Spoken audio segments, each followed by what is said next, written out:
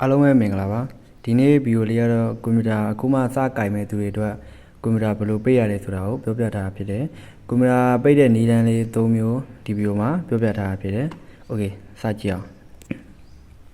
ကျွန်တော်ဒီမှာကွန်ပျူတာမှာပထမဆုံးဒီဘယ်ဘက်တောက်မှာ Windows icon လေးပါတယ်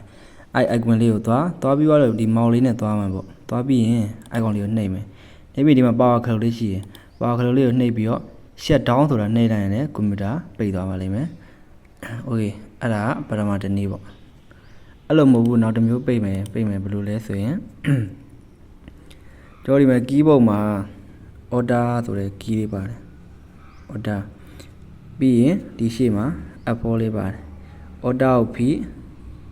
F4 ကိုသွားနှိပ်လိုက်လို့ရှိရင်ဒီမှာ shut down ပေါ့ okay လို့နှိပ်လိုက်လို့ရှိရင်သူ့ဘက်သူပိတ်သွားလိမ့်မယ်ဒါမှမဟုတ်လည်းကျွန်တော်တို့ဒီ keyboard ကနေပြီးတော့ enter key လေးနှိပ်လိုက်ရင်လည်း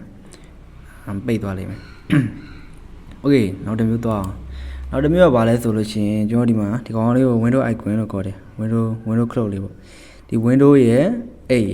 ပြီးသွားလို့ရှိရင်ဗာလဲ UU ဆိုပြီးနှစ်ခါခောက်လိုက်လို့ရှိရင်โอเคကွန်ပျူတာပိတ်သွားပါလိမ့်မယ်ကျွန်တော်ကတော့နန်းဝေပါ